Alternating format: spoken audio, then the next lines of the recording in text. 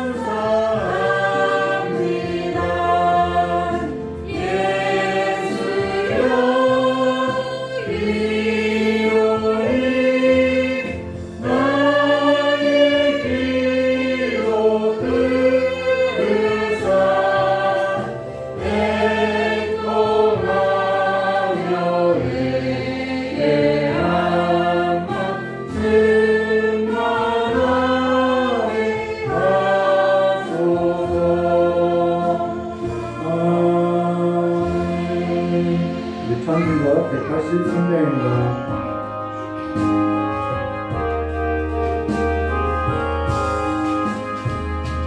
인류의 말을 들었지 지금 나의 영혼 주님의 약속한 성령 간절히 기다리네 감으로 메마른 땅에 단비를 내리시니 성령의 단비를 부어 새 생명 주옵소서 반가운 빗소리 들려 산천이 춤을 추네 봄비로 내리는 성령 내게도 주옵소서 감으로 메마른 땅에 단비를 내리시니 성령의 단비를 부어 새 생명 주옵소서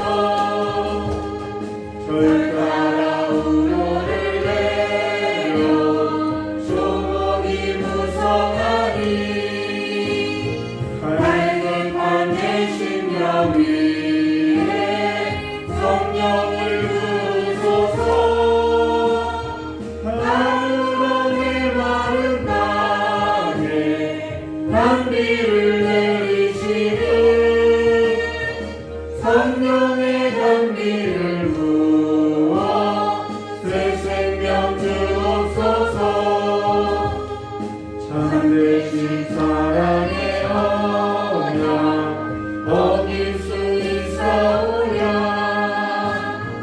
오늘의 흡족한 은혜 주실 줄 믿습니다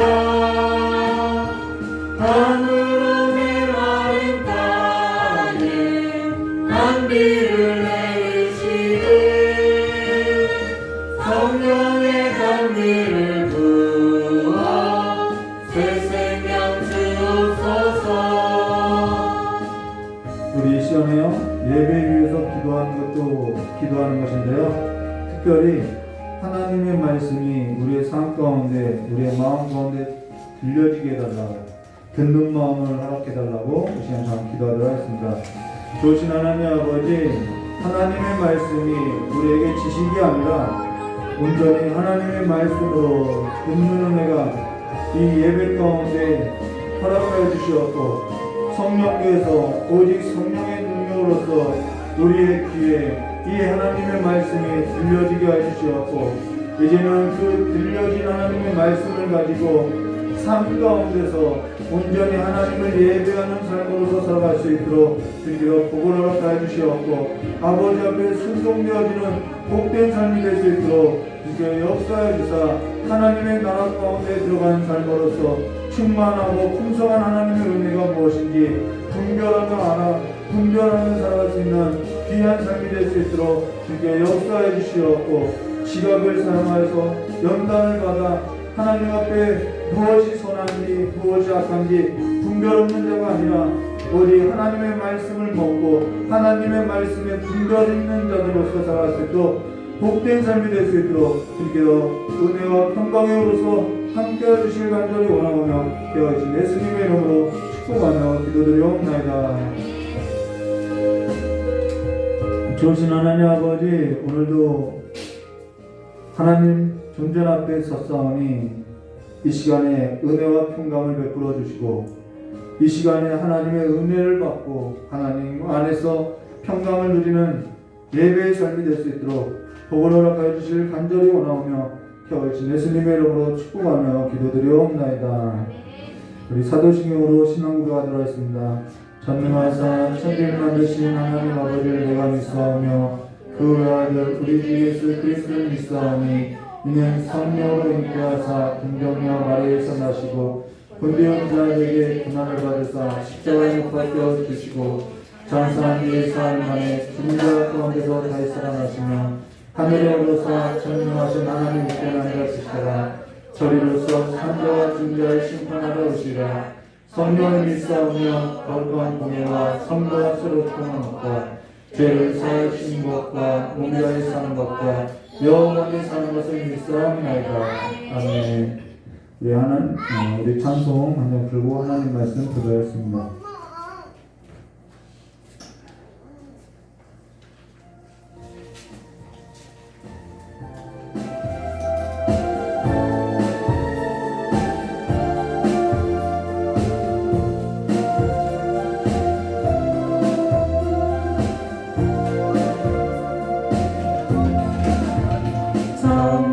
성결함만 주시옵소서.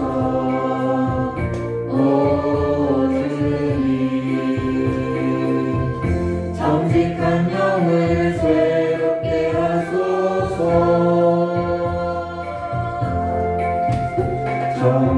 정결함만 주시옵소서. 오 주님,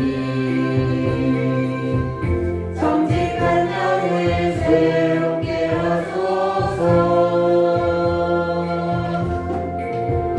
나의 주님 앞에서 멀리 하지 마시고 주의 성령을 거두지 마옵소서. 그 구원의 힘을 다시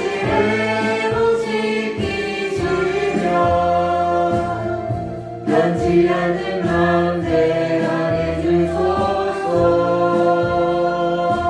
정결한 마음 주시옵소서. 정결한 마음 주시옵소서. 오 주님, 정직한 영을 새롭게 하소서. 정결한 마음 주시옵소서. 오 주님, 정직한 영을 새롭게 하소서. 나의 주님 앞에서 멀리 하지 마시고 주의 성령을 거두지 마옵소서. 그 구원의 힘을 다시 회복시키시며 변치 않는 마음 내 안에 주소서. 나를 주님 앞에서 멀리 하지 마시고 주의 성령을 거두지 마옵소서. 그 구원의 힘을 다시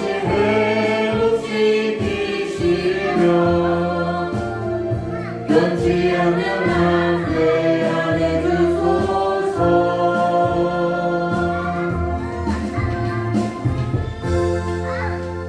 여기 사사기서 19장 말씀 보겠습니다. 사사기서 19장 22절부터 30절까지 기도하였습니다. 19장을 다 마무리 짓도록 하겠습니다. 이제는 두 번 아니면 세 번이면 사사기가 마무리될 것 같아요. 사사기서 19장 22절부터 30절까지의 말씀 드렸습니다. 이제는 마무리되면서 정말 사사기에서 우리에게 하고자 하는 그 진리가 뭔지 우리가 깨달아야겠죠. 우리 22절부터 30절까지 한 절 한 절 기도하도록 하겠습니다. 그들이 마음을 즐거이 할 때 그 성읍의 불량배들이 그 집을 에워싸고 문을 두들기며 집주인 노인에게 말하이르되 내 집에 들어온 사람을 끌어내라 우리가 그와 관계하리라 하니 집주인이 그 사람이 그들에게 말하되 아니다 내 눈과 천하니 그가 부당을 펼쳐지니라 이 사람이 내 집에 들어왔으니 이를 막는 일을 행하지 마라. 보라 여기 내 처녀 딸과 이 사람의 첩이 있은즉 내가 그들을 끌어내리니 너희가 그들을 욕보이든지 너희 눈에 좋은 대로 행하되 오직 이 사람에게는 이런 망령된 일을 행하지 말라 하나. 우리가 듣지 아니하므로 그 사람이 자기 손을 붙잡아 그들을 내 밖으로 끌어내매 그들이 그들과 관계하였고 밤새도록 그들을 가다가 새벽에 그들에게 눈치라. 꿈꿀 때 여인이 자기의 주인이 있는 그 사람의 집문에 이르러 엎드려져 발뒤까지 거기 엎드려져 있더라. 그의 주인이 집에 일어나 침문을 열고 들어오자 하니 그 여인이 침문에 엎드려 있고 그의 손이 문지방에 있는 것을 보고 그에게 이르되 일어나라 우리가 떠나가자 하니 하나 아무 대답도 없는지라. 이에 그의 시체를 나귀에 싣고 행하여 자기 곳에 돌아가서 그 집에 들어서는 칼을 가지고 자기 첩의 신체를 거두어 그 집고 12동이를 나누고 그것을 이스라엘 사방에 들어보내매. 함께 하겠습니다. 그것을 보는 자가 다 이르되 이스라엘 자손 애굽 땅에서 올라온 날부터 오늘까지 이런 일은 일어나지도 아니하였고 보지도 못하였다. 이 일을 생각하고 상의하며 말하자 하라. 아멘. 다음 기도하도록 하겠습니다. 하나님 아버지, 우리의 삶이 하나님 보시기에 망령된 일에 삶을 두지 아니하고 악을 행하는 자의 삶을 두지 않고 오직 하나님의 국률 가운데 하나님 앞에 귀히 쓰이는 삶이 될 수 있도록 이 시간에 우리의 모든 허물과 죄를 덮어주시었고 이제는 우리가 눈을 들어서 하나님의 국률 가운데 하나님의 은혜 가운데 하나님과 평강을 누리는 삶으로서 나아갈 수 있는 지혜를 허락하여 주시길 간절히 원하오며 깨어진 예수님의 이름으로 축복하며 기도드리옵나이다. 오늘 사사기서 19장 16절부터 30절 말씀을 가지고 어쩌다가라는 제목으로 함께 보다였습니다. 뭐 어떻게 제목을 붙여야 할지 모르겠어요. 그러다가 어쩌다가 이 지경 됐지라는 생각에 어쩌다가라고 제목을 붙였는데요.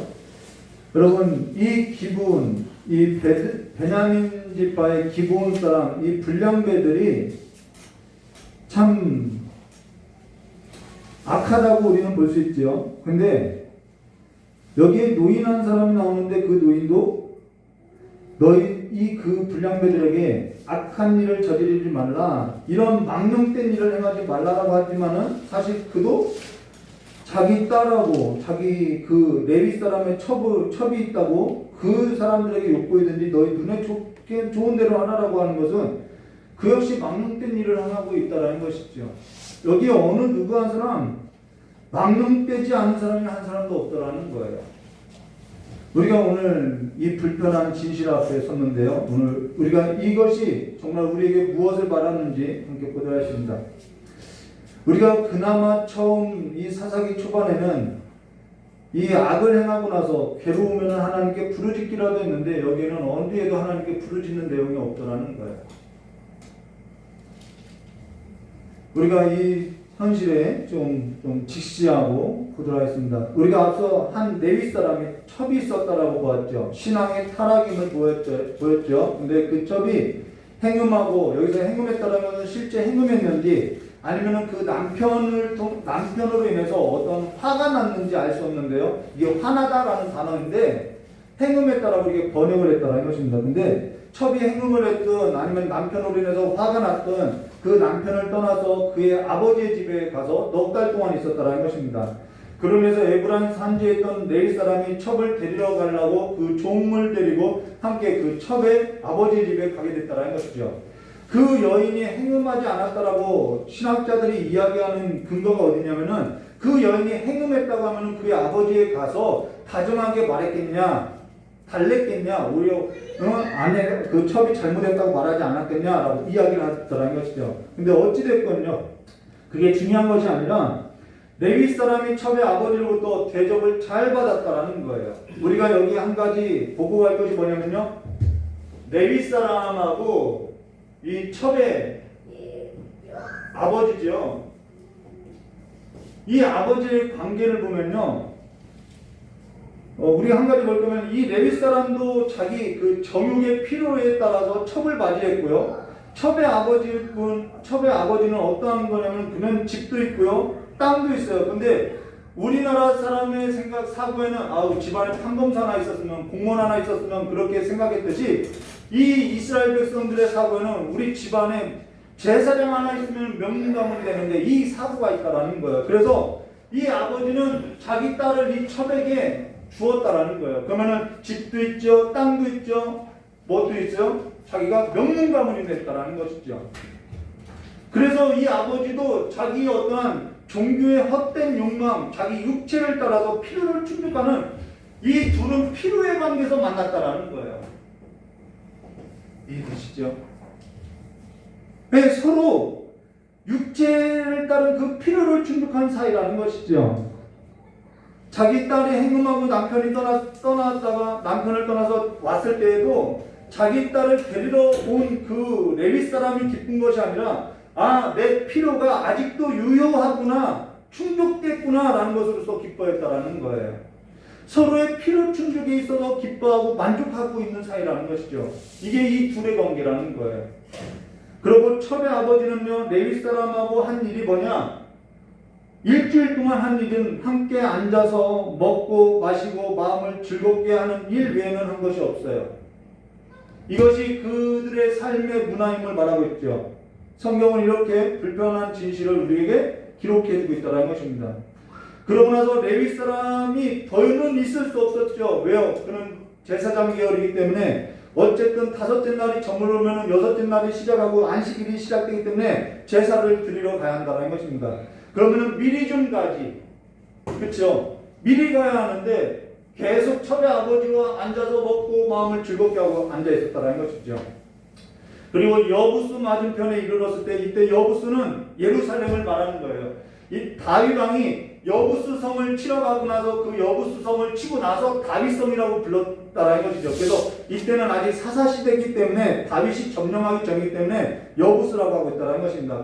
여부수에 유숙하고자 했으나 레위 사람이 뭐라고 했냐면요, 여부수에 이러니까 이때는 아직 이방인 땅이죠. 우리가 돌이켜 이스라엘 자손에 속하지 아니한 이방 사람의 성읍에 들어가는 것이 옳으냐? 우리가 기브아로 나아가자라고 하고선 베냐민의 지파에 속한 기브아로 갔는데 그때 해가 졌다는 것이죠. 우리가 지난 설계 여기까지 보았죠. 자, 그러면서 지난 설계에 이런 말을 했죠. 이 레위 사람은 할 짓은 다 하면서 그래도 자기가 이스라엘 사람이라고, 레위 사람이라고, 종교인이라고, 종교적 색깔을 가지고 행색을 다 하고 있다는 거예요. 명분만 있다라는 것이죠. 명분만 갖고 있다라는 거예요. 삶이 없이 명분만 있고 속이 없이 껍데기만 있는 신앙의 타락과 삶의 타락을 보여주고 있다라는 거예요. 이런 모습이 저의 삶에도 있고요. 저의 삶에 있어서도 있었고요. 지금도 여전히 이러한 영역들이 저의 삶 가운데도 있다는 것입니다. 이 레위 사람은 다른 누군가를 말하는 것이 아니라 바로 저 자신을 말하고 있는 것 같죠. 자, 그러고 나서 15절에 이렇게 말씀하죠. 기브아에 가서 유숙하려고 그리로 들어가서 성읍 넓은 곳에 앉아 있으나 그를 집으로 영접하여 유숙하는 자가 없더라. 자, 레위 사람이 여부수를 떠나서 이제 기브아에 가서 유숙하려고 그 넓은 성읍에 앉아 있는데 그를 영접하는 사람들이 아무도 없더라는 거예요. 지난 시간에 이런 말을 했죠. 이 영접, 이 환대라는 것은 단순하게 그냥 손님 맞이하는 것이 아니라 신앙에서 구원의 시작점이라고 이야기했다는 것입니다. 환대는 구원의 시작점이라는 거예요. 환대가 없는 사회는 구원이 없다라는 거예요. 환대가 없는 그 시대는 구원의 시작점이 없다라는 것입니다. 환대가 사라진 세상, 신앙의 타락을 보여주고 있다는 것이죠. 이거는 성경에서 그냥 손님 맞이했다 이 말이 아니라는 것입니다. 신앙의 타락은 곧 성결한 삶인데 이 성결한 삶이 무너진 것이 이 환대가 무너진 시대임을 말해줬다는 것. 나그네를 환대하지 않는다는 거예요. 고아와 과부와 객과 레위를 맞이하지 않는.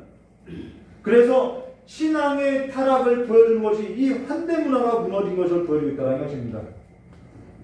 그게 지금 레위 사람의 첩에 관한 사건인데요. 16절 말씀 오늘 볼 거죠. 16절 말씀 보시면은 저녁 때 한 노인이 밭에 일하다가 돌아오니 그 사람이 본래 에브라임 산지 사람으로서 기브아에 거류하는 자요 그곳 사람들은 베냐민 자손이더라.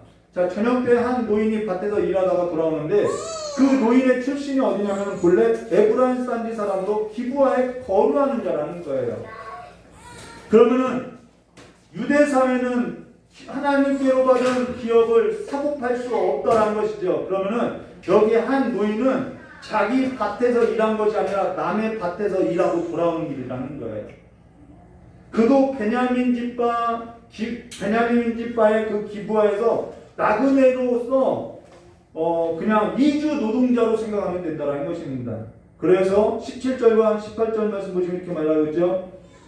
노인이 눈을 들어 성읍 넓은 거리에 나그네가 있는 것을 본지라 자기하고 처량이 이제 처리했다는 것이죠. 노인이 묻되 그대는 어디로 가며 어디서 왔느냐 하니 그가 그에게 이르되 우리는 유다 베들레헴에서 에브라임 산지 구석으로 가나이다. 나는 그곳 사람으로서 유다 베들레헴에 갔다가 이제 여호와의 집으로 가는 중인데 나를 자기 집으로 영접하는 사람이 없나이다 라고 했더라는 것이죠. 그도 어디 사람이요? 베냐민에 속한 기브아에 이 노인도 베냐민에 속한 기브아에 나그네로서 남의 밭에서 일을 하는 자로서 지금 그 베냐민 기브아 땅에서 고향 사람을 만났다라는 거예요. 처지도 비슷하고요.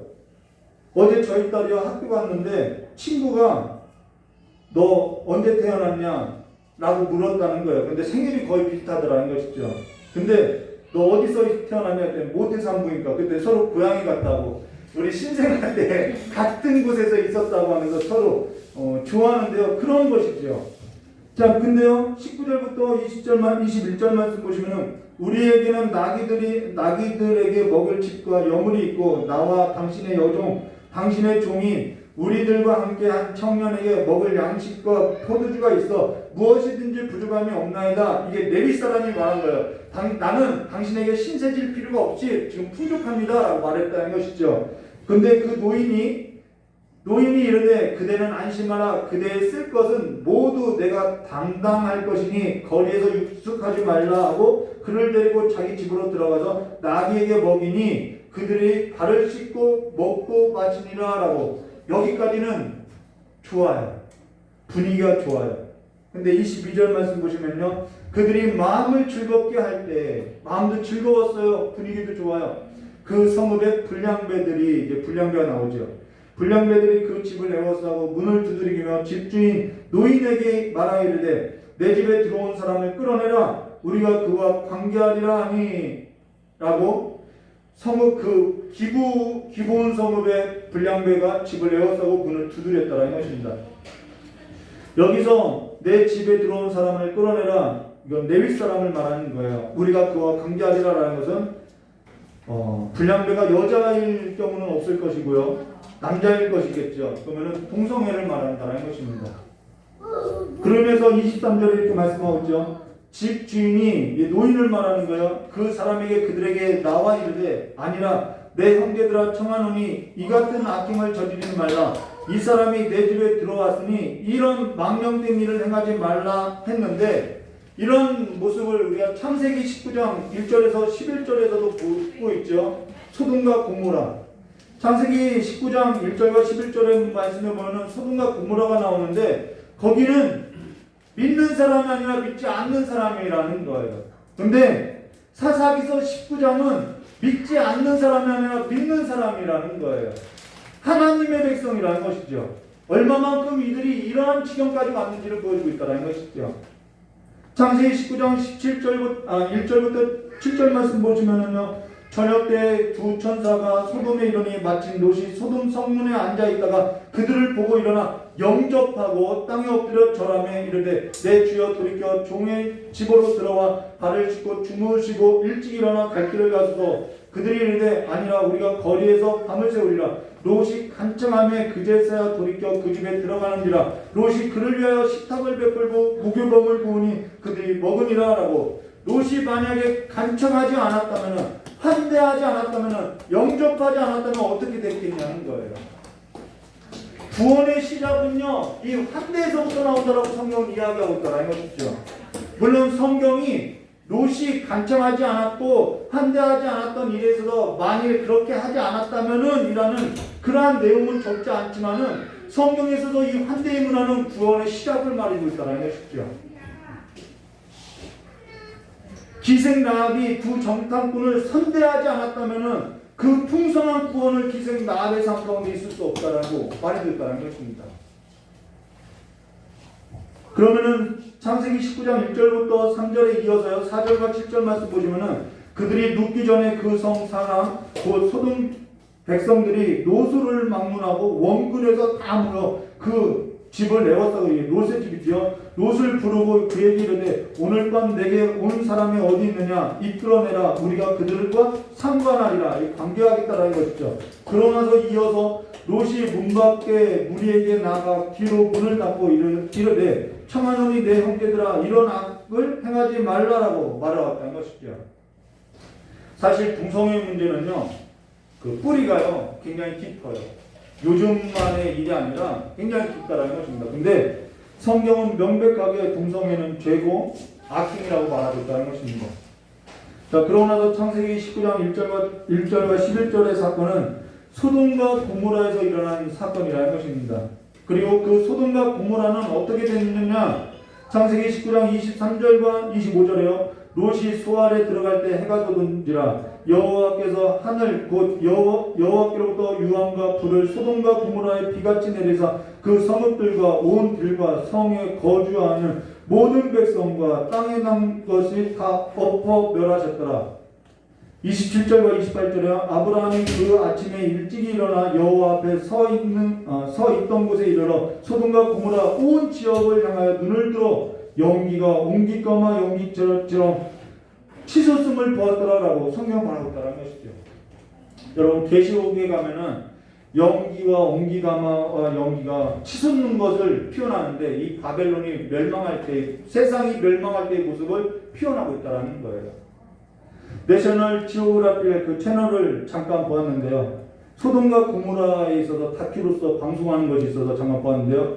이 소돔과 고모라가 이 과학적으로도 고고학적으로 다 입증되었다라고 하면서 이렇게 사실을 밝혀서 보았던 적이 있다는 것입니다.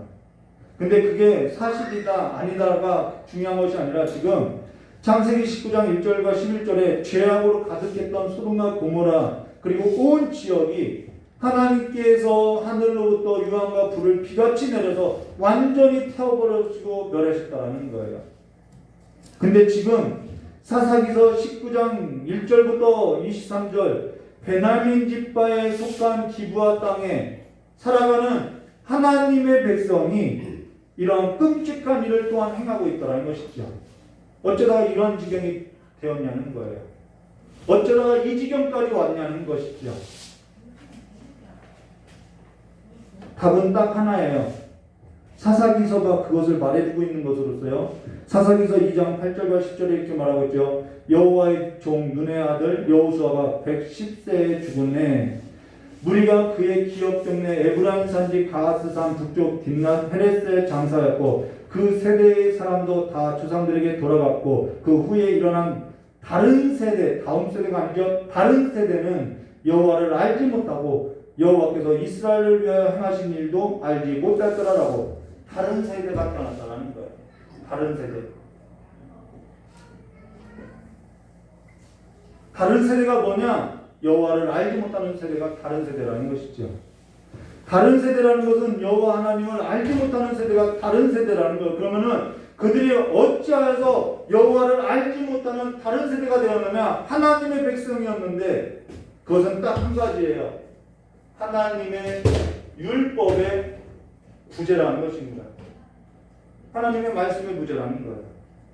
신명기서 6장 4절과 9절도 이스라엘아 들으라 우리 하나님 여호와는 오직 유일하신 하나님이시니 너희는 마음을 다하고 뜻을 다하고 힘을 다하여 내 하나님 여호와를 사랑하라. 오늘 내가 내게 명한 이 말씀을 너희 마음에 새기고 내 자녀에게 부지런히 가르치며 집에 앉아있을 때든지 길을 갈 때든지 누웠을 때든지 일어날 때든지 이 말씀을 강론할 것이며 너는 또 그것을 내 손목에 메어 기호로 삼으며 내 미간에 붙여 표로 삼고 내 집 문설주와 문 밖에 기록할지어다 라고 성경이 기록했는데 한 세대만 가도 한 대만 지나가도 이 여호와의 말씀의 율법을 가볍게 여기더라는 거예요. 나부터도 이 여호와 율법에 있어서 하나님의 말씀에 있어서 가볍게 열어서 나조차도 하나님을 모르는 다른 세대가 되어 있다는 거예요. 우리가 평생 그렇게 살아오지 않았냐는 것이죠. 사실 지금 주일학교를 어찌되었든 하고 있는데요. 지금 주일학교 박예훈 선생님이 하고 있는데 사실 너무나도 중요한 일이라는 것이죠. 어쩌면은 지금 교회 안에서 가장 중요한 일이 이 주일학교 문제라는 것입니다. 야구 경기 승패를 당첨시켜서 금액을 얻는 그거보다도 더 중요한 것이 오늘 신명기의 말씀에 있어서 이 율법의 부재를 하나님의 말씀을 전하는 일이 가장 중요하다라는 거예요.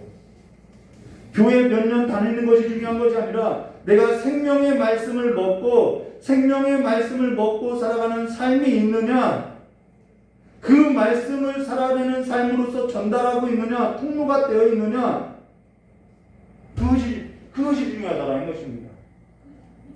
지금 여기 베냐민에 속한 기부와 성읍의 불량배라는 이 불량배라는 단어의 뜻이 뭐냐면요, 하나님께 사랑받을 가치 없는 자라는 뜻이라는 것입니다. 죽을 수밖에 없는 인생이라는 뜻이라는 거예요.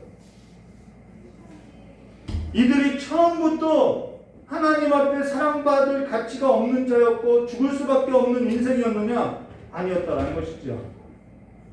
사람이 음식을 먹지 않으면 죽는 듯 죽어요. 사람이 음식을 먹지 않으면 죽는 것을 알아요. 근데 사람이 생명의 말씀을 먹지 않으면 죽게 되는 것은 알지 못해요. 사람이 음식을 먹지 않으면 목숨을 잃게 되는데, 사람이 생명의 말씀을 먹지 않으면 영원한 생명을 잃게 되는데, 우리가 그거에 있어서는 너무 가볍게 여기더라는 것이죠. 사실 저의 인생 가운데 가장 후회되는 것이 그게 뭐냐면요, 디모데후서 3장 15절로 또 어려서부터 성경을 알았나니, 이게 디모데죠. 그가 어려서부터 성경을 알았나니라고 이야기하는데 저는 몰랐다라는 거예요. 그가 또 어려서부터 성경을 알았나니 성경은 능히 너로 하여금 그리스도 예수 안에 있는 믿음으로 말미암아 뭘 이루어요? 구원에 이르는 지혜가 있게 하느니라 라고 말하는데, 이 성경을 어려서부터 알지 아니하고 세월을 허비하고 낭비하는 것으로서 지내왔다라는 거예요. 제가 처음 성경 읽读한 것이 몇 살이었냐면 27세였어요. 예수를 믿는다고 교회 다닌 세월은 몇 년이냐면은 제가 3살, 4살 때부터 다녔어요. 이 기간을, 이 공백을 하나님의 말씀에 부재한 삶으로서 다른 세대와 같은 삶을 살아왔다는 것입니다. 우리가 지난해 성경 몇 독이나 했을까요? 지금 2021년 6월인데 성경 몇 독이나 읽었냐는 거예요. 힘이 있는 교회의 교인이라면 성경 최소 1년에 2번 정도는 읽어야 한다고 생각해요. 힘이 있는 교회에 다닐 수도 있어요. 힘이 있는 교회 성도라고 한다면 근데 최소 1년에 2번은 읽어야 한다고 봐요. 물론 집사 이상 직분을 가진 자라면 최소 4번을 읽었으면 좋겠어요. 힘이 있는 교회에 다닐 수도 있고 시간이 지나면 직분도 받을 수 있어요. 그러나 힘이 있는 교회 성도라면 힘이 있는 교회의 직분을 받은 자라고 한다면 성경을 읽고 연구하는 그 삶으로서 살아가는 그 삶이 살 때 힘이 있는 교회의 성도로서, 교회에 출석하는 성도가 아니라 성경을 읽고 연구하고 삶으로 살 때 힘이 있는 교회의 성도로서 보여지더라는 것이죠. 근데 이런 말을 하면은 성경 읽어야 하겠다라는 생각을 하는 것이 아니라 예전에 저부터도 힘이 있는 교회 목사가 성경을 읽지 않는 성도는 자기네 성도 아니래, 자기네 교회 아니래라고 말씀에 있어서 저항하더라는 거예요. 말귀를 알아듣지 못하더라는 것이죠. 저 역시도 귀가 어둡고 막혀서 말귀를 알아듣지 못하고 그렇게 교회 안에서 저항했던 적이 있었다라는 거예요. 그렇지 않고서야 제가 어떻게 알겠냐는 것이죠. 그러면 오늘 24절 말씀 보도록 하겠습니다. 보라 여기 내 처녀 딸과 이 사람의 첩이 있은즉, 이게 노인이 하는 말이죠. 내가 그들을 끊어내리니 너희가 그들을 욕보이든지 너희 눈에 좋은 대로 행하되 오직 이 사람에게는 이런 망령된 일을 행하지 말라 하나. 정말 이해 안 되죠? 지금 노인이 뭐라고 하냐면은 내 처녀 딸과 이 사람의 첩이 있은즉이라고 말하고 있다는 거예요. 지금 이 노인의 반응을 보라는 거예요. 자기 딸하고 이 사람의 첩이 있다라고 말을 하고 있다는 것입니다. 무슨 1+1도 아니고 지금 무슨 짓 하냐는 거예요. 이 일에 있어서 우리가 나중에 종합해서 보도록 하고요. 25절 말씀 보시면은 이게 노인의 반응이죠. 그러면은 이 레위 사람의 반응을 보면요. 25절에 무리가 듣지 아니하므로 그 사람이, 여기서 그 사람은 레위 사람을 말하는 거예요. 성경 말씀 보시길 바랍니다. 25절에요. 무리가 듣지 아니하므로 그 사람이, 여기서 그 사람은 레위 사람이고요. 자기 첩을 붙잡아 그들에게 바깥으로 끌어내매 그들이 그 여자와 관계하였고 밤새도록 그 여자를 능욕하다가 새벽 미명에 놓으니라 라고. 그 사람은 레위 사람을 말하는데 지금 레위 사람이 누구를요? 자기 첩을 붙잡아서 지금 불량배들에게 바깥으로 끌어서 둬버렸다라는 거예요. 그리고 그 불량배들은 그 여자와 관계하였고 밤새도록 그 여자와 능욕하고 새벽 미명에 놓았다라는 것이죠. 지금 레위 사람이 자기 첩을 강압적으로요 나가기 싫다는 것을 머리끄댕이 잡고, 정확히 표현해 드릴게요. 머리채를 잡고 억지로 끌어다가 밖에 던져버렸다라는 거예요. 그리고 자기는 문 닫고 자기는 자기 생명을 지켰다라는 거예요. 근데요, 제가 앞서서 이런 얘기했죠. 조금 전까지만 해도 이 레위 사람이 무엇을 했냐면은 첩의 아버지와 함께 가서 앉아서 먹고 마음을 즐겁게 했고 기력을 도왔다고 말하고 있다는 것입니다. 여기서 이 첩의 아버지와 이 레위 사람이 마음을 즐겁게 했다는 것은 이런 뜻이에요. 내가 앞으로는 당신 딸 잘 이렇게 이런 일 없도록 잘하겠습니다. 이런 마음이 통하고 왔다라는 거예요. 근데 지금은 강압적으로 붙잡아서 억지로 밖으로 끌어내서 불량배들에게 던지고 있다라는 거예요. 이렇게 해도 되나? 그리고 그들은 이 여자와 관계했고 밤새도록 능욕했고, 여기서 능욕했다라는 것은 가학적인 행동을 했다라는 것입니다. 그러고 나서 새벽 미명에 놓았다라는 것이죠. 그러고 나서 26절 말씀 보실까요?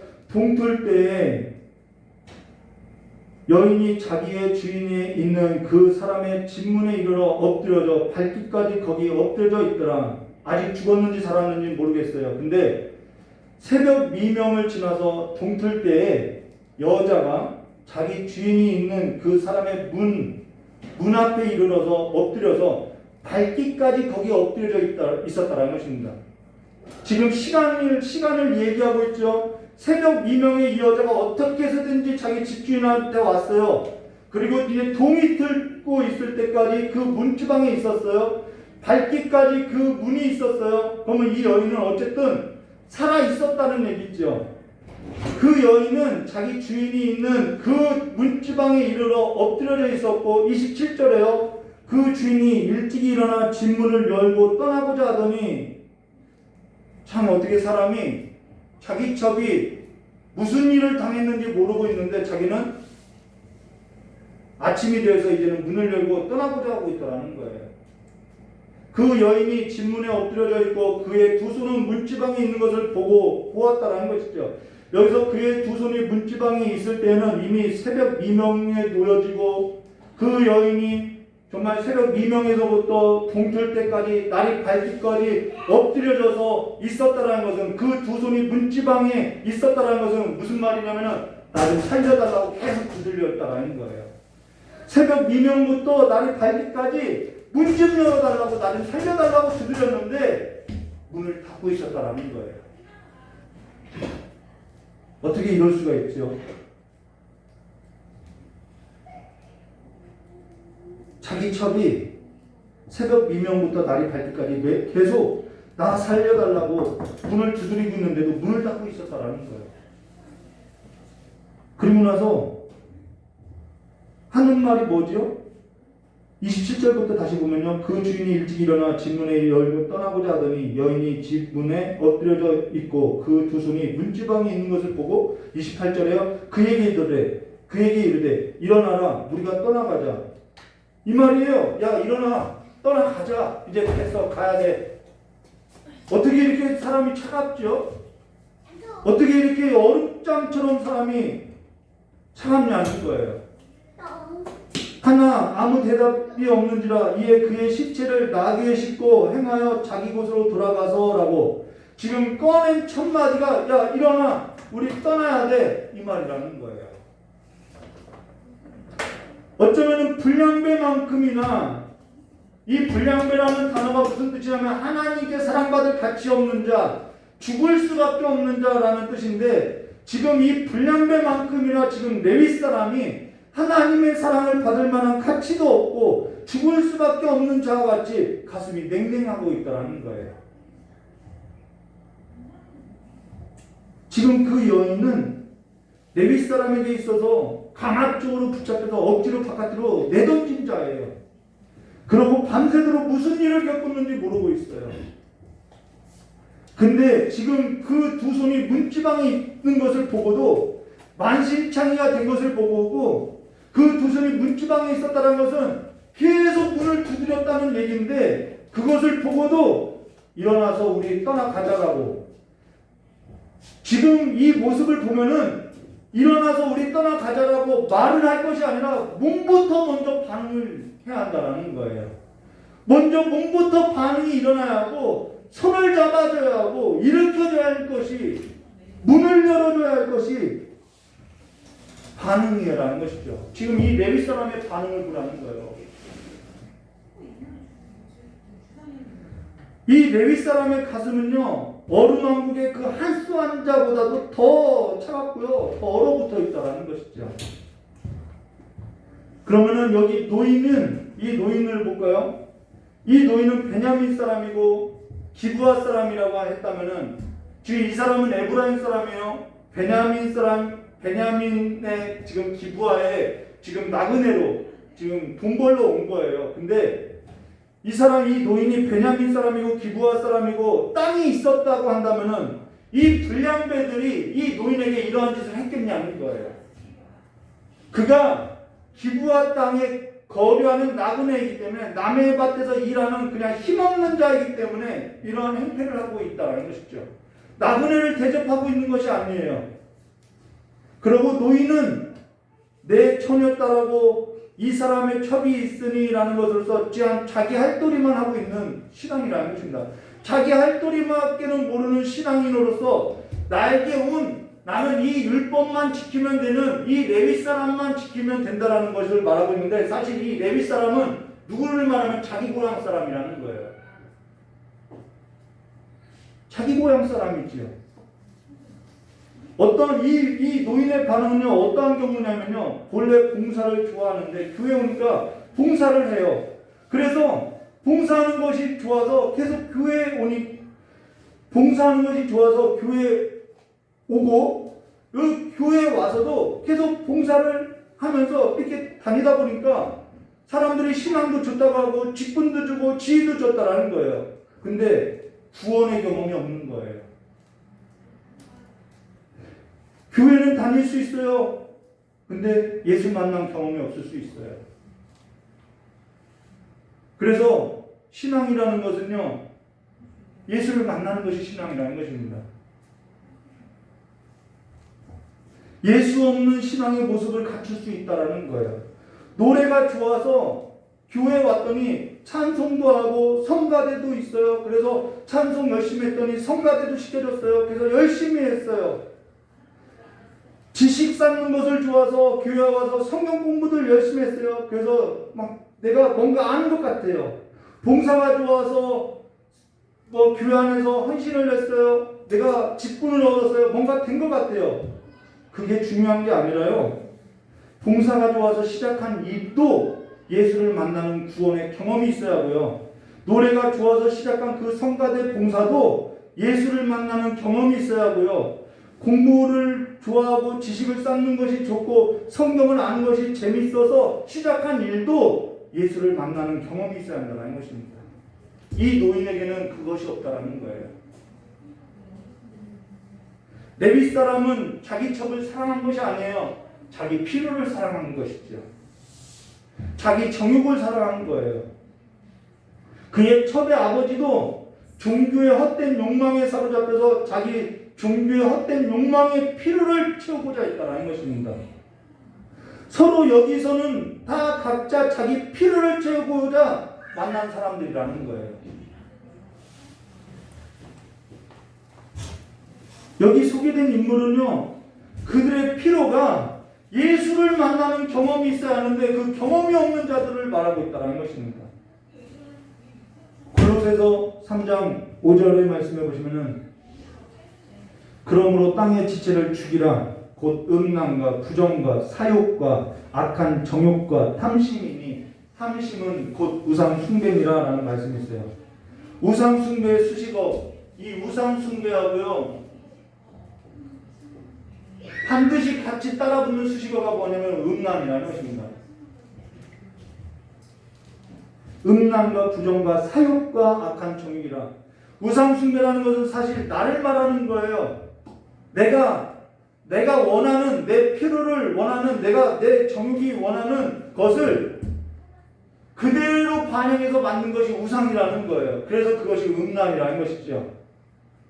내가 원하는 것이 우상 안에 있다라는 것입니다. 내가 원하는 것을 얻고자 이 우상을 만들고 우상이라는 매개체를 통하여서 나의 필요를 채우는 것으로서 우상은 곧 내 자신의 탐심을 투영한 것이기 때문에 탐심이 우상 숭배라고 말하고 있다는 것입니다.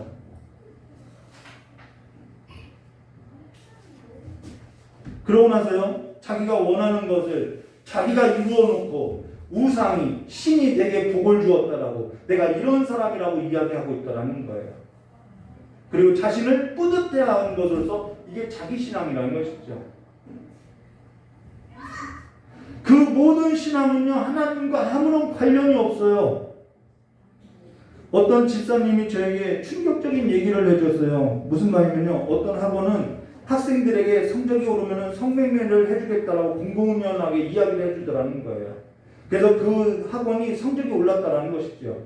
근데 그들이 원하는 것은 성적이기도 하지만은 그 성적인 매개체를 통해서 자신들이 원하는 성을 얻고자 하는 삶을 보여주고 있다는 것이죠. 오늘날 돈이 됐던 무엇이 됐던 내가 원하는 것을 얻고자 어떠한 매개체가 있는 것, 내가 인기든 명예이든 우리의 삶이 이 우상 숭배에 빠져 있다는 것입니다. 한 번은 TV 방송에 금쪽 수업이라는 것을 보는데요. 그 범죄 심리학 교수님이 이름을 모르겠어요. 그 교수님이 여기 있는 방청객 중에서 한번 그 채팅하는 그 웹을 한번 깔아봐달라고 했더니 그 정현동 씨인가요? 그분이 그 채팅 웹을 깔자마자 성을 사고자 하는 남자들의 쪽지가 무수하게 막 올라오는 거예요. 지금 무엇을 말하고자 하냐면요, 그들에겐 단지 그들에게 있어서는 지금 이야기가 그들에게 있어서는 이 얘기예요. 레위 사람에게 있어서 첩은 그냥 나의 필요를 충족하는 나그네에 불과한 거예요. 노인도 이 첩의 아버지도 그냥 그들은 나의 필요, 나의 수단의 필요로 하는, 나의 이익에 있어서 필요로 하는 그냥 수단에 불과하다는 것입니다. 그냥 나그네라는 거예요. 이주 노동자가 그냥 나의 이익의 수단으로 불과하는 그냥 나그네라는 거예요. 신앙의 타락은요, 이 나그네를 환대하지 않는 것에부터 시작된다라고 이야기했다는 것입니다. 자기 첩은 그냥 나그네에 불과한 거예요. 나의 수단에 불과한 거예요. 너하고는 달라. 나하고 그들하고는 다르다는 것으로서 분리된 그냥 나그네인 거예요. 하나 되지 못했다라는 것입니다.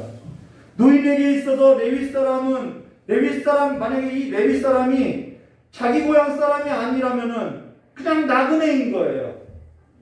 기브아 사람에게 이 노인은 자기 하나님의 백성으로서 보지 않고 자기 민족과 다른 그냥 에브라임 사람으로서 나그네에 불과한 거예요. 그들하고 나하고 분리시키고 있다는 것입니다. 이게 뭐냐면 율법주의지요. 사실 우리 모두가 그와 같이 나와 분리해놓고 살아가는 사람이 없냐는 것이죠. 십자가에서 다 이루었다고 한 그 십자가에서 이루신 그 헐어버렸던 그 담이 지금 내가 쌓고 있는 담은 없냐는 것이죠. 그래서 우리도 모두도 다 나그네이고 죄인이고 고아이고 과부이고 괴기였다라는 것입니다. 고아와 과부라는 것은요, 아버지가 없고 남편이 없는 것으로서 우리가 다 아버지가 없고 남편이 없이 살았던 자들이었다라는 거예요. 본래 우리가 이방인 땅에 속하여서 주인 없이 살아가는 종으로서 살아가는 객이었다라는 것입니다. 이스라엘도 본래 애굽에서 객으로 살았고 광야에서 나그네로 살았던 자들이라는 것이지요. 근데 하나님께서 그들을 자녀 삼아주시고 입혀주시고 백성 삼아줬는데 그들이 지금 나그네를 환대하는 것이 아니라 그들과 나와의 필요에 있어서 나그네로 대접해버리더라는 것이죠. 신명기서 10장 17절과 19절로요. 너희 하나님 여호와는 신 가운데 신이시며 주 가운데 주시요 크고 능하신 두려우신 하나님이시라. 사람을 외모로 보지 아니하시고, 근데 사람은 외모를 봐요. 뇌물을 받지 아니하시고 고아와 과부를 위하여 정의를 행하시며 나그네를 사랑하며 그에게 떡과 옷을 주시나니 너희는 나그네를 사랑하라. 전에 너희도 애굽 땅에서 나그네 되었음이라 라는 것이 신명기 율법이고 정신이라는 것입니다. 창세기 15장 16절과 17절에 이 쪼갠 고기 사이로 횃불이 지나갈 때 아브라함과 하나님의 언약이 있었죠. 그때 하나님께서 뭐라고 했냐면 아브라함에게 내 자손이 4대 만에 이 땅으로 돌아오리니 이는 아모리 족속의 죄악이 아직 가득 차지 아니함이라 하시더니 해가 져서 어두울 때 연기나는 화로가 보이니 타는 횃불이 쪼갠 고기 사이로 지나더라. 여기서 아모리 족속의 죄악이 아직 가득 차지 아니하였다라는 이 아모리 족속이 가나안 민족이라는 것입니다. 근데 하나님은 아브라함에게 약속했듯이 가나안 땅에 이 아모리 족속을 멸하고 이스라엘 자손을 그 땅으로 들이시고 이 아모리 족속을 진멸하라고 명령했던 것은 하나님의 나라의 질서와 통치로 다스릴 것을 명령했다라는 거예요. 그러면은 하나님의 나라의 질서와 통치, 그 하나님께서 이스라엘에게 준 그 땅의 주인은 원래 하나님인데 그 땅을 하나님의 나라와 질서의 통치로 다스리는 하나님의 율법과 하나님의 명령의 정신이 뭐냐? 나그네 환대법이라는 것입니다. 너희가 애굽에서 나그네 되었을 때와 같이 나그네를 환대하라는 거예요.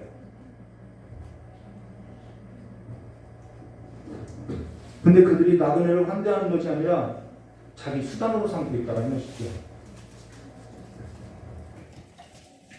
디모데전서와 디도서 이 목회서신을 보면은 이런 말씀이 있어요. 디도서 1장 7절과 9절로요. 감독은 하나님의 청지기로서 책망할 것이 없고 제 고집대로 하지 아니하며 급히 분내지 아니하며 술을 즐기지 아니하며 구타하지 아니하며 더러운 이득을 탐하지 아니하며 오직 나그네를 대접하며 선행을 좋아하며 신중하며 의로우며 거룩하며 절제하며 믿분 말씀의 가르침을 그대로 지켜야 하리니 이는 능히 바른 교훈으로 권면하고 거슬려 말하는 자들을 책망하게 하려 함이라 라는 것에서 여기서 감독이라는 것은요 장로직을 말한다는 것입니다. 지금 우리뿐만 아니라 우리 자녀가 장로직을 얻는 것보다 장로직이 아니어도 하나님의 나라의 질서와 통치로서 이 하나님의 말씀의 율법의 정신을 가지고 삶의 원리로서 살아가는 것이 더 중요한 문제라는 거예요. 이 말씀의 부재가 지금 신앙의 타락으로 왔고 나그네 환대에 있어서 이제는 자기 이익의 수단으로 삼아가는 삶이 되었음을 말해줬다는 것이죠. 지금 우리에게 직면한 어떤 현실에 있어서도요 답이 될 수 있는 것은요 하나님 말씀 외에는 없다는 것입니다. 근데요, 29절부터 30절 말씀 보겠습니다. 이게 성도들이 가장 궁금해하는 상황이죠. 어떻게 토막살인을.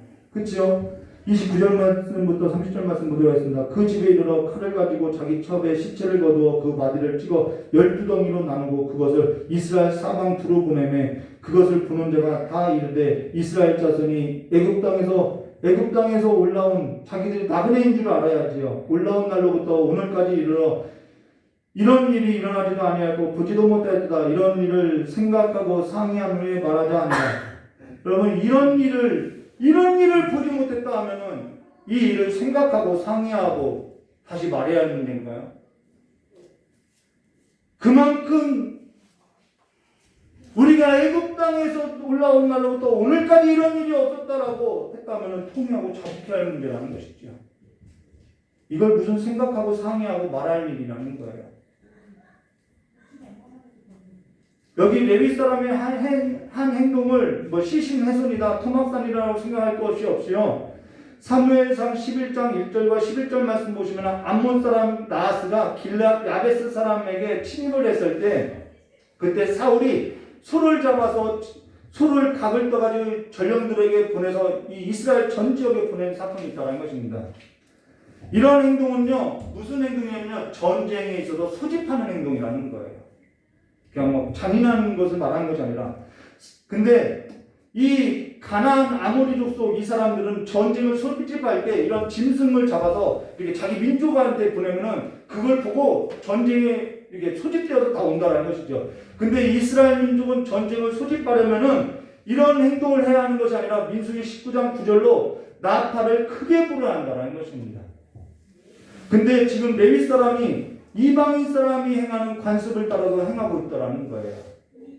지금 이를 본 이스라엘 자손은 이런 일을 생각하고 상의한 후에 말하자. 지금 이것이 말할 일이라는 것이죠. 이스라엘 자손이 애굽 땅에서 올라온 날부터 오늘까지 이런 일이 일어나지도 않았고 보지도 못했다라고 하면은 엎드려지고 통회하고 자복해야 할 문제라는 것입니다. 지금 우리가 직면하고 있는 이 문제를 보고도 이런 일을 보지 못했다고 우리가 생각하고 상의하고 말할 일이 아니라는 거예요. 지금 레위 사람이 해야 할 일은요, 시체를 나누어서 전쟁을 하기 위해서 소집해야 할 일이 아니라 앞서서 언급했듯이 자기 가슴이 왜 이렇게 식어졌는지, 어쩌다가 이렇게 무감각하게 되었는지, 왜 이렇게 차갑게 되었는지 입으로만 일어나 떠나가자라고 말을 하는, 몸으로 행동하지 않고 나그네에 있어서 문지방에 엎드려진 그가 나 좀 살려달라고 문을 두드려도 문을 닫고 있는, 몸이 움직이지 않는 무감각하고 차가운 자기 가슴을 쳐야 할 것을 말해줬다라는 거예요. 지금 이 일을 까발리고 이스라엘 백성을 소집하고 전쟁할 일이 아니라는 거예요. 하나님 앞에 나와서 하나님의 말씀 앞에 옷을 찢는 것이 아니라 마음을 찢어야 하고요, 부르짖어야 하고요, 이스라엘 전체가 하나님 앞에 이 지경이 되도록 범죄하게 되었다고 기도할 때라는 것입니다. 지금 이때가요, 가정에서 예배할 때고요, 말씀을 묵상해야 할 때고요, 열방을 놓고 기도해야 할 때고요, 하나님의 얼굴을 구하고요, 하나님의 풍요를 구하고요, 이 세상에 가득한 죄악과 허물을 보고요, 용서를 구해야 할 때임을 말해주고 있다는 거예요. 하나님이 덮어줘야 한다는 것입니다. 이것을 생각하고 상의하고 이렇게 떠벌릴 문제가 아니라는 거예요. 지금은 금식하고요, 기도를 선포할 때라는 것입니다.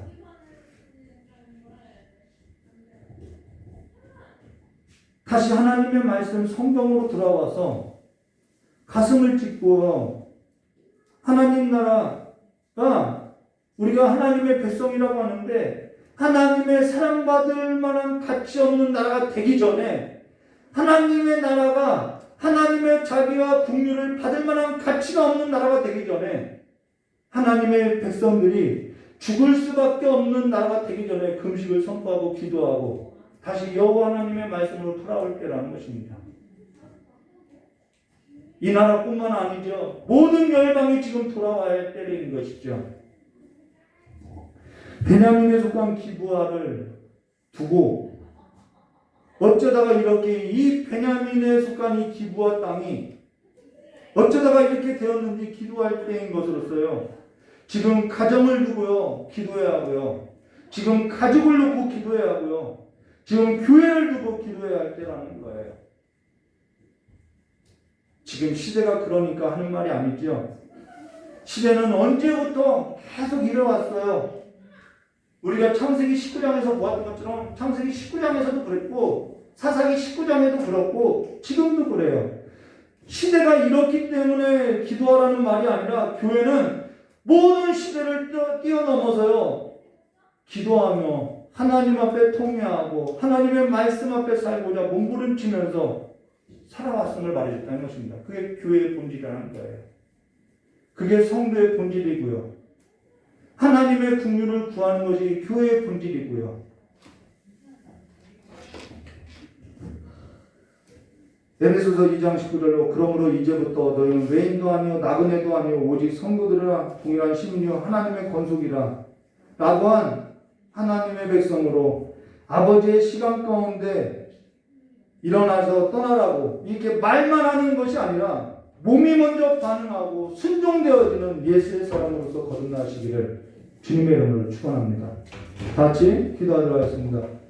좋으신 하나님 아버지, 우리의 가슴을 다시 한번 뜨겁게 하여 주시옵고 우리의 가슴을 다시 한번 하나님의 말씀 앞에 두게 하여 주시옵고 이제는 하나님의 말씀을 통하여서 이 세대를 분별하는 자들로서 지각 있는 자들로서 이제는 아버지 앞에 긍휼을 구하고 용서를 구하고 느헤미야가 하나님의 백성의 그 삶이 황폐하게 됐다는 소식을 듣고 자복하고 통회하고 아버지의 긍휼을 구했던 것과 같이 이제는 교회가 사랑이하고 생각할 것이 아니라 말하는 것이 아니라 아버지 앞에 긍휼을 구하는 행동이 있는 삶이 될 수 있도록 주님께 역사해 주시길 간절히 원하오며 기하신 예수님의 이름으로 축복하며 기도드려옵나이다.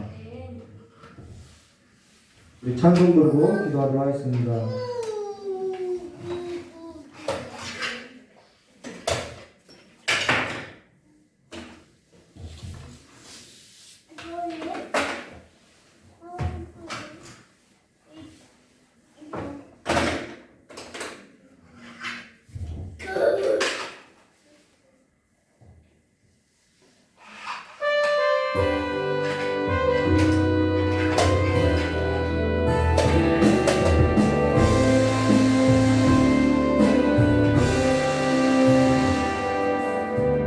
이 땅의 왕노함을 보소서 하늘의 하나님 긍휼을 베푸시는 주여 우리의 죄악 용서하소서 이 땅을 쳐주소서 이제 우리 모두 하나 되어 이 땅에 무너진 빗소를 다시 쌓을게 우리의 우상들을 태우시 성령님을 임하소서 은혜를 가르게 하소서 진리의 말씀이 더 새롭게 하소서 은혜의 강을 흐르게 하소서 성령의 바람 이제 불어와 우주의 영광 가득하게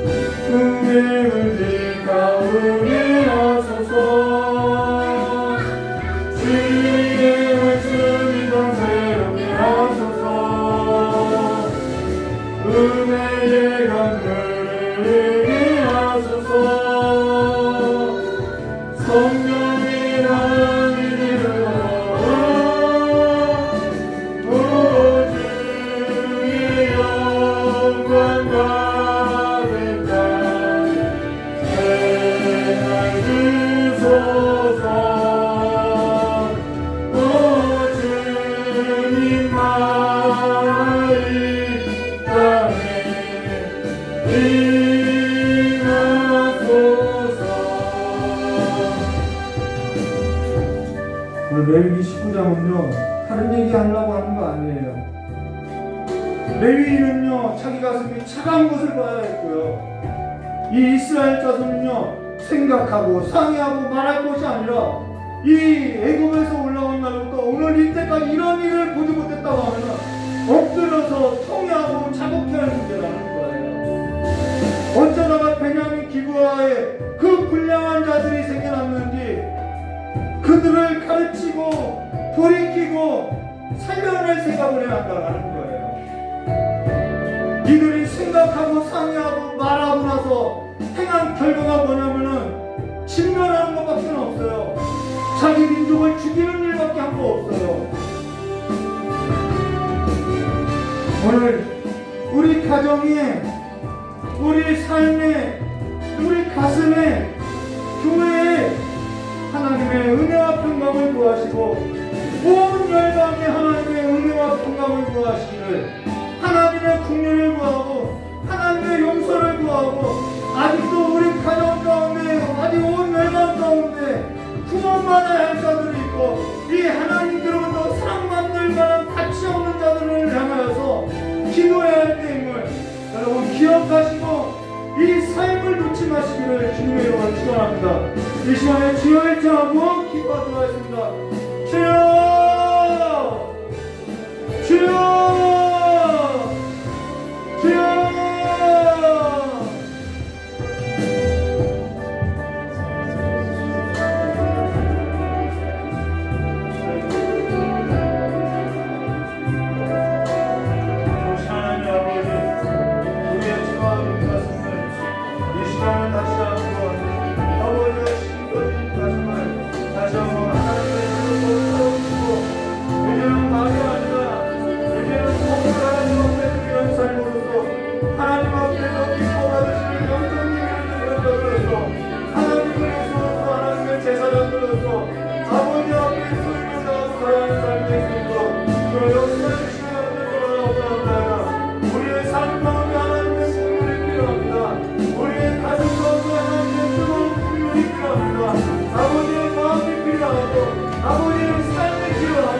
아버지께서 행하시는 그 모든 삶이 우리의 삶 가운데 절실하게 필요하오니 아버지 우리의 가슴을 다시 한번 그리스도의 마음이 부어지는 장면을 해주시옵고, 우리의 가슴이 다시는 최악의 삶에 몸을 가는 것이 아니라 아버지의 말씀 앞에 마음을 짓고 이제는 새 삶으로서 일어나는 삶이 될 수 있도록 지금 역사의 길을 간절히 원하고 합니다. 우리의 이익을 위해서 하나님을, 사람을 사랑하는 그 모든 삶이 아니라 다시 한번 교회를 위하여서, 하나님의 백성된 삶을 위해서, 그리스도의 이름을 위하여서 일어나는 하나님의 삶이 될 수 있도록 이 시간에 성령께서 새 마음, 새 삶으로, 새 꿈으로서 일으켜 주시옵고, 우리의 삶이 다시 한번 하나님의 말씀 앞에 정신을 차리고 깨어있는 삶으로 살아갈 수 있도록, 이제는 지갑을 사랑하여 하나님 앞에 옳고 그름을 분간하여서 풍성한 삶을 살아갈 수 있도록 아버지여, 아버지의 영으로서 충만하게 하여 주시옵고, 오늘 아버지 앞에 선포된 이 말씀이 그냥 귀로 듣는 것이 아니라 마음의 생각이고 삶으로서 나타날 수 있도록 주님으로 구원하게 하시기를 간절히 원합니다. 우리의 삶이 주님 앞에 다시 한번 온전하게 드려지는 삶이 될 수 있도록 우리의 생각으로, 우리의 방침으로, 우리의 입술로서 살아가는 것이 아니라 하나님의 말씀으로, 하나님의 말씀 앞에 살아가는 삶이 될 수 있도록 주여 역사해 주시옵고, 우리 자녀들의 세대가 다른 세대가 되지 아니하고 하나님을 알지 못하는 세대가 되지 아니하도록 주님께서 저들의 삶을 성령께서 붙들어 주시옵고, 성령께서 하나님의 살아있는 말씀으로 그들의 삶을 인도하여 주시옵고 이끌어 주시길 간절히 원하고 합니다. 우리가 다시 한번 하나님의 말씀 앞에 가슴이 뜨거워지는 삶이 될 수 있도록 복을 허락하여 주시옵고 영원한 그 하나님의 말씀으로서 새롭게 변화를 받은 사람으로서 썩어져가는 옛 구습을 버리고 그리스도의 옷을 입고 살아가는 삶이 될 수 있도록 복을 허락하여 주실 간절히 원하오며 깨어진 예수님의 이름으로 축복하며 기도드리옵나이다.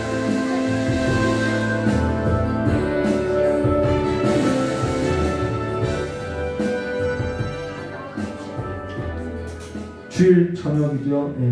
6월 첫째 주일 저녁 8시, 월요일 저녁 8시, 화요일 저녁 8시 설교 이렇게 말씀을 전할지는 모르겠어요. 말씀을 전할지 모르겠는데 저희 이경진 목사님이 찬양으로 반주할 거예요. 그러면은 여러분이 자유롭게 기도를 하시고 3일 동안 가정을 놓고 교회를 놓고 열방을 놓고 하나님의 국률이 덮어지게 해달라고 기도하는 시간을 좀 갖도록 하겠습니다.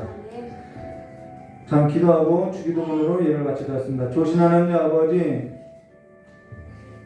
이제는 하나님의 말씀 앞에 마음을 찢고 이제는 새 삶으로서 하나님의 영을 따라서 살아가는 삶이 되고자 하오니 이제는 썩어져가는 그 모든 옛 구습을 벗어던지고 이제는 주님 앞에 통회하고 자복하며 하나님의 긍휼을 구하고 하나님의 용서를 구하고 거기서 멈춰서는 것이 아니라 이제는 하나님께서 보시는 하나님께서 통치하시는 하나님께서 다스리시는 그 나라 가운데로 들어가는 삶으로서 구원의 풍성함을 맛보고 살아가는 삶이 될 수 있도록 하나님과의 그 평강을 누리는 삶이 될 수 있도록 은총을 베풀어 주시고 이제 날마다 그리스도 예수 안에서 그리스도가 사는 그 삶이 우리의 삶을 통해서 드러나는 거룩한 삶이 될 수 있도록 복을 허락해 주시길 간절히 원하오며 되어주신 예수님의 이름으로 축복하며 기도드리옵나이다.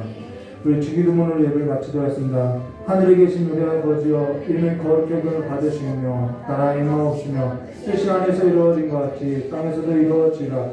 오늘 우리에게 일용할 양식을 주옵시고 우리가 우리의 책임자를 사하는 것 같이 우리 죄를 사하여 주옵시고 우리를 시험에 들게 하지 마옵시며 다만 악에서 구하옵소서. 되게 나라 권성하여 아버지께 영원히 싸움나이다. 아멘. 우리 하나님께 영광을 받습니다. 감사합니다.